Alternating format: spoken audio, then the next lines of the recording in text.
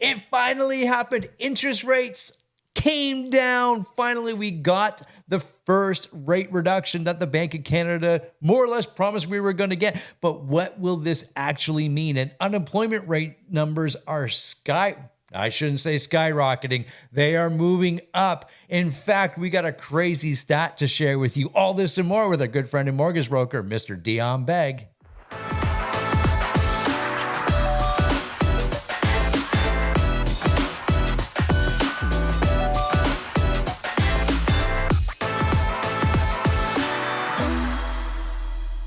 Here we are, my friends, with our favorite mortgage broker in all of the land, Mr. Dion Begg. How you doing, my man? Hey, Gary. Pretty excited to talk about what happened last week.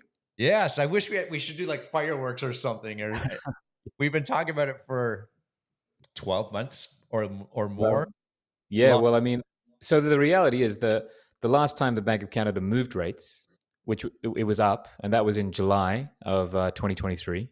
So it's been 11 months since they've moved. But to make it clear for everybody, it's been over 2 years since they started their rate increase, right? So March 2022 was when their rate increases started. Now, we knew it was going to go up for a while, but effectively, we've been waiting for 2 years for some good news, right? And it finally came last week. Yeah. We should probably do a very brief overview of why the rates were going up, and then of course why many people are banking on them coming back down. But let's talk about very briefly on why they had to move the rates the way that they did. Sure. Okay. So the 1 minute version. Pandemic happened. Most major governments thought the world was going to stop economically. In order to make sure that the world didn't stop economically, they did two things. They reduced interest rates dramatically, and they pumped money into the economy in the form of economic support. In Canada, that came in the form of CERB to individuals and CEBA to Canadian businesses. So it kept the world turning, so to speak. People were able to pay their mortgages, pay their bills. People were able to remain employed. So they left interest rates very low at a rate of 0.25 at the Bank of Canada overnight rate, which meant you and me and the general public could go out and borrow 5-year money at 2% or less, which was insanely cheap. Okay. That led to a massive increase in people buying property and shares, investment assets. And over that time, people's wealth grew, right? But things were going at such a pace, and prices, as we all saw in the year 21 and 22, were growing at such a pace that the government finally realized they had to tap the brakes on this thing. But they couldn't tap the brakes because they left it for so long. They had to slam their foot on the brake and started increasing interest rates at 0.25, 0.75. We even had a 1% full jump. Do you remember that one, Gary? That was a big shock. Yeah. So basically, guys, in the course of 18 months, interest rates went from 0.25 at the Bank of Canada to 5% at the Bank of Canada. It meant that you and I were borrowing money at 2%, and now it went over to 6.5% at the retail rate. And so the brakes certainly were tapped, and we've all seen it over the last year or two. That's now led into businesses not selling enough product, and therefore not employing enough people, and a whole nother economic impact. So there's enough pain in the system now for the government to now finally turn the corner again. Yeah, and we've talked about it often. When the government intervenes, it's usually the pendulum is way over here, and they move it over here almost as fast as they can, and the market reacts, or humans. And there is always an overreaction, always, right? The government reacts too late or too early, and then the market swings well beyond the intended target of what the government had intended, right? So yeah, we're about to see some of that. Although I'll be frank, this 0.25 is not enough to materially change much in your world or mine in terms of affordability. Just for context, it means that for every 100 grand you're borrowing, your rate's dropping by 0.25. Therefore, it's about just under $15 a month in terms of payment. So we're looking at around, on a $500,000 borrowing. For better context, on 500 grand borrowing, your payment's going to drop by $70 to $75 per month. Is that enough for people to have a material change in their economics? No. But what it does do, Gary, is it mentally helps people in the idea that we've been waiting. We've been waiting and waiting and waiting for the Bank of Canada to give us a little sign that things are going to be better, and that sign has now finally come, right? And and actually, on the back of this, some of the more respected economists are saying that this will not be the first. In fact, they're expecting another one in July. I don't like counting chickens, Gary, but there's enough people out there saying, the economic data is such that a July rate drop could also be happening. Yeah, yeah, and we follow, we somewhat follow the same economic or economist there, excuse me, Yeah, and you know, we're being led to believe that it may be down to an even 4% by the end of the year, and that we have a lot of or the Canadian government, Bank of Canada, has a lot of opportunities to get it down to that between now and then. So we'll see what happens. And you're right, like it's less than a tank of gas with the current reduction. However, you're right, it's that psychological um, reassurance perhaps that we're headed in the favorable direction of affordability from that perspective, monthly affordability. And you're right, like circling back to why did they increase rates the way that they did. There's a large population of Canada that got outpriced at the market, not by any of their own fault. It just, the prices expedited so fast that the government had to have some sort of intervention there, yeah, obviously. and I'd like to think that it was all about us and our industry and housing, but we aren't the center of the universe, and it had everything to do with inflation, right? Inflation cracked over 8%. At 8%, guys, it means that the value of the money you carry out around in your pocket devalues at 8%. So $100 wasn't worth $100; it was worth $92, right? And that's at the rate at which your value of your currency was being eroded. So that's a very dangerous thing. You've seen examples of countries like Zimbabwe and Venezuela where they had to add multiple zeros to their banknotes, millions and trillions of dollars of banknotes, and in the extreme. And, most major developed nations never want to get anywhere close to that. And so, yeah, you have to make these corrections. And yeah, I'm happy that we made the correction. I'm unhappy at how long it took for the government to realize that keeping interest rates as low as they did for that long would impact. And hindsight is 2020, right? So now that we can look back and say, oh yeah, who couldn't see this coming? But anyway, we're moving in the right direction, I hope now, Gary. Yeah, exactly. I just pulled up a really quick chart here from one of the chart websites that I like looking at, and just to kind of give a visual of where we were. Here we go. Yeah, like 2 years ago exactly, we were up at, as you just pointed out, over 8%, and that's not sustainable for any sort of market. And they've been pulling that back down. You can see we're hovering at 2.69%, most recent numbers there. Right. um, So actually, let's just talk about that number. So we'll round it to 2.7. So right now we're at 2.7. The Bank of Canada themselves said their target inflation rate is somewhere between 2 and 3, with a preference to be closer to 2, right? And and it's very interesting how they measure inflation, guys. They measure it year over year. So this year July, or this year June versus last year June. And we're coming into a very interesting territory. And what I mean by that is last year, July, so July 2023 was the last time we saw an interest rate increase. And since then, we haven't had an increase. And I'd be brave enough to say this, Gary, even without any decreases in interest rates, the inflation rate between now and, say, the end of year will go down, simply because if we're now measuring in an environment where interest rates aren't increasing, and therefore the cost of mortgages aren't increasing, whereas last year they were, it means that going forward, that component of inflation will be decreasing. That is, the cost of housing will be decreasing between now and the end of the year. And so, and remember, about 30% of that 2.7% number is cost of housing. And so it's clear that cost of housing should come down as long as prices don't explode between now and the end of the year. The chance of that happening is very, very small because of the inventory. And maybe we should talk about the inventory that you're seeing coming on the market. yeah, I love the segue.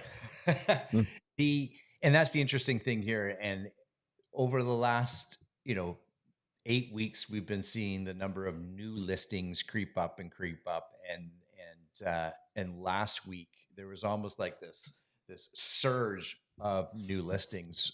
Last Wednesday, June 5th, being the interest rate announcement day, and then the following day on Thursday, were two of the biggest listing days that the Toronto Real Estate Board has had this year. I don't have the exact numbers, but into the 800s, 800 plus new listings right Right. across Toronto. That's a large number. Then in of all pricing ranges, and we're not just focusing in on one pricing ranges. That was across all price. Okay, so let me ask you this, Gary, and this is a logistical question. All right. If you wanted to list a property on the day after the interest rate increase, how much prep time would you need as a listing agent to take the photos and do do up all the advertising? Like you'd need a couple of weeks lead time, right?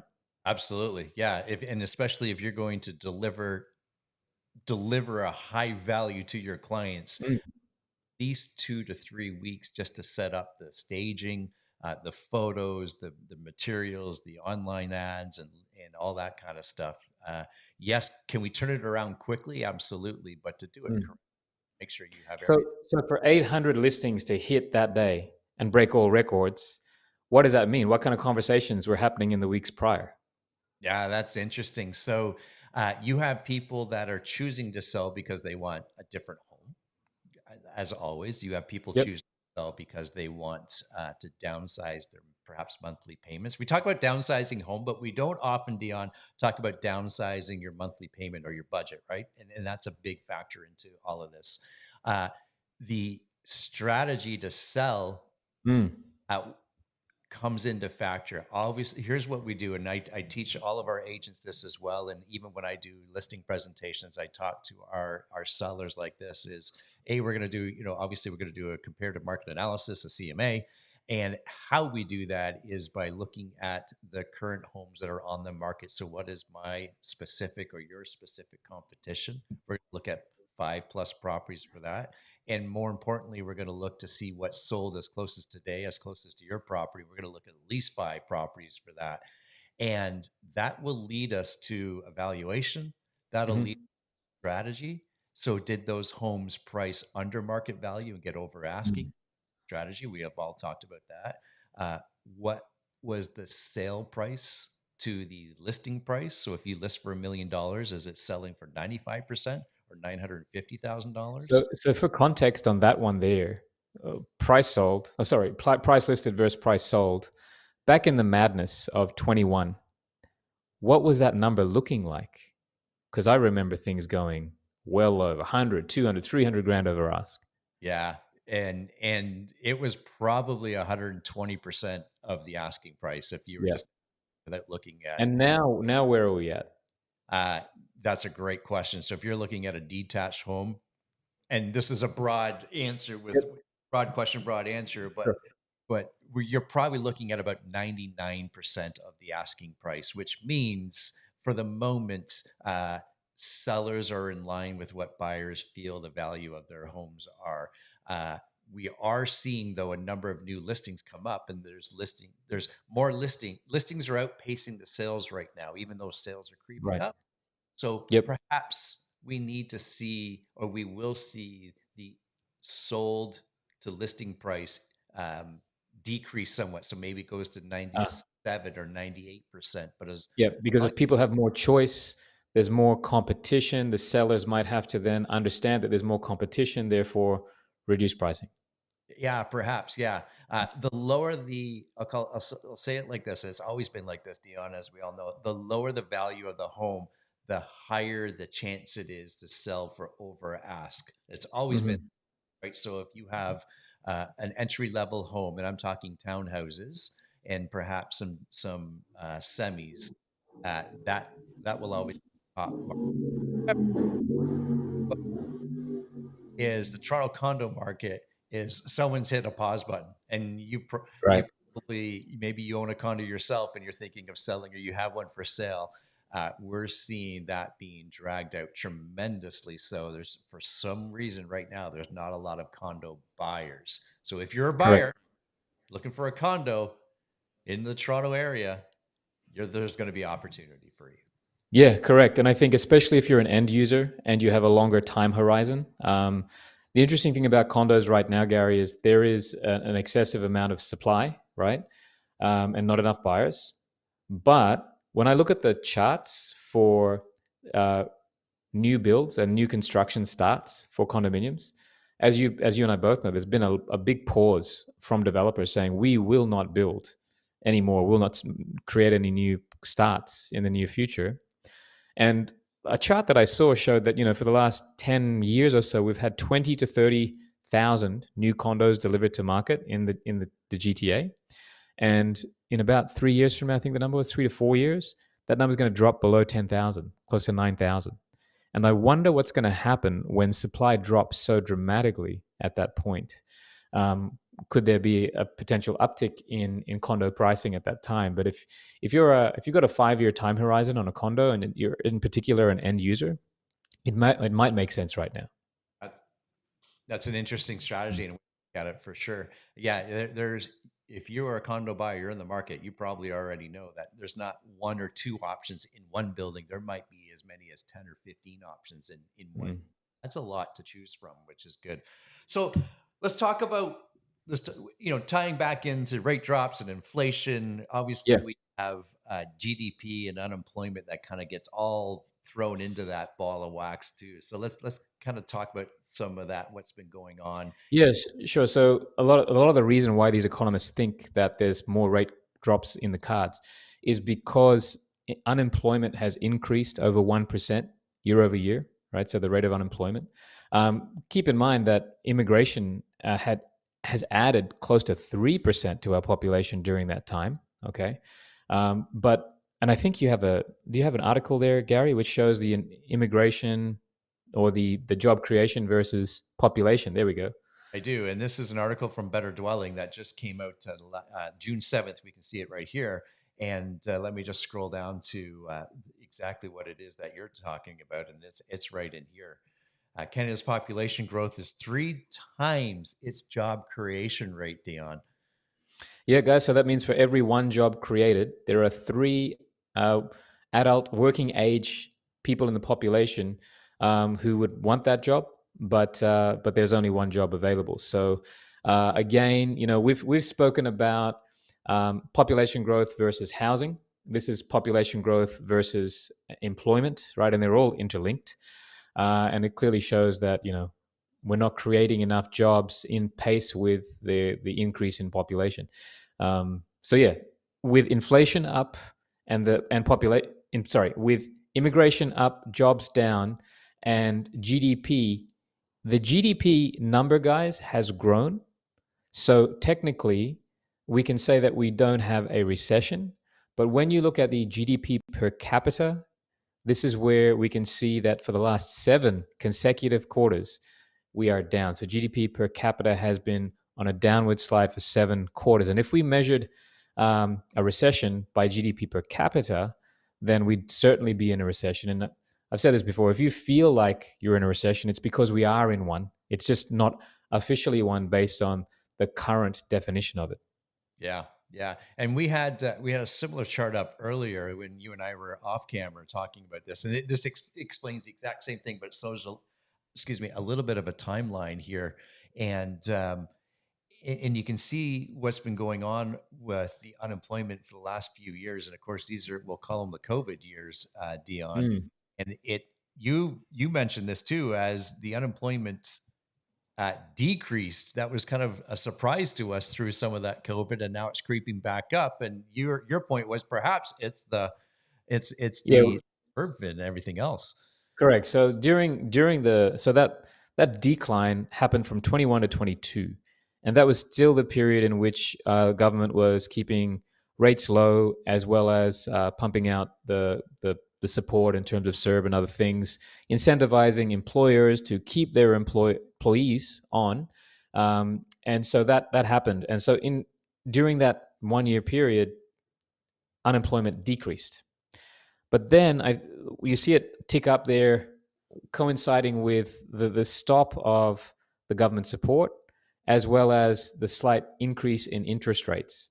And when you take those two things out of the economy at one time, then yeah, what happens is employers let go of people who were employed simply because of government assistance, right? And also, consumers reduced their demand for, say, consumer products. So there were fewer things being sold because interest rates were on the incline. And yeah, and that's led to the increase in unemployment. So now at nearly 1.4 million.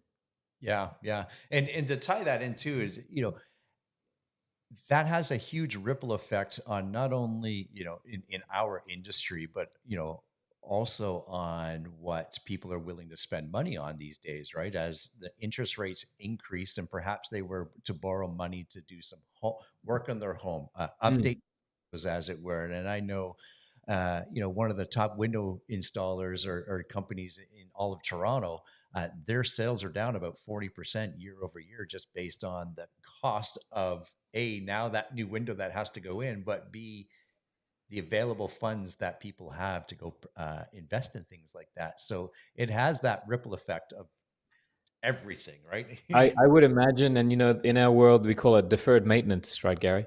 I Yeah. would imagine right now there's a lot of deferred maintenance. People who need new roofs, new windows, just minor repairs on their home, but have chosen to just push it off to a later date when things look a little bit better. So maybe that'll turn the corner in the near future. I don't think this quarter point is enough, but if we see a trend, and if we are lucky enough to see, right now we've dropped 0.25. I would say, in my humble opinion, it would be best case we get three total rate drops by the end of the year, which would drop us by a total of 0.75. And some people say with me, Dion, when will this materially impact affordability? The reality is we're probably a total of 1 to 1.5% off where we need to be. So that could be that affordability issue is going to remain an issue probably deep into next year, until we hit, 1 to 1.5% drop from the high of 5%. Well, as you were saying there, something kind of piqued my memory. I'm starting to see, and I don't know about you, a lot of those, home services like the shingles and maybe even the windows too. But I have seen ads for shingles lately from roofing companies. Don't pay to 2025. Kind of that whole Leon's and brick Mm, uh, interesting. strategy. Yep. And I just thought to myself, yes, you're probably going to pay slightly more for that because you're deferring your payment. However, though, if you truly do believe that, if you're going to use your line of credit as an example, home equity line of credit, if that payment's going to be 1% less than what it is today, maybe that's an opportunity for you to get it done. And just kind of thinking out loud, as we're starting to see more and more of that type of advertising. So Yeah. contractors are getting creative on how to generate income for their Well, business as let's be well. clear. That's how Canadians have bought cars for decades, right? So, and frankly, a roof is likely more important than a car in some cases, right? Yes. So, yeah, that makes sense. Yeah, yeah, very, very good, my friend. There's a lot going on, and there will be a lot going on in the market over the summer months here, based on different government initiatives and interaction and trying to create more affordability. And we're seeing right now, governments and at the local level are creating excuse me, going to different conventions and masterminds and getting together and how to create more affordable housing. So we're Yep. seeing that, and we're having the right conversations, and we're getting there. Of course, it all comes down to our interest rates and affordability. So that's important. So stay tuned is what I'm saying, as Dion and I kind of break it down each and every Monday. Dion, how do people get a hold of you? Yeah, kangamortgage.ca or the Dion Beg on Instagram. There you go. So that's Mr. Dion Bag. I'm Gary McGowan. We'll see everybody in the next episode. Goodbye for now.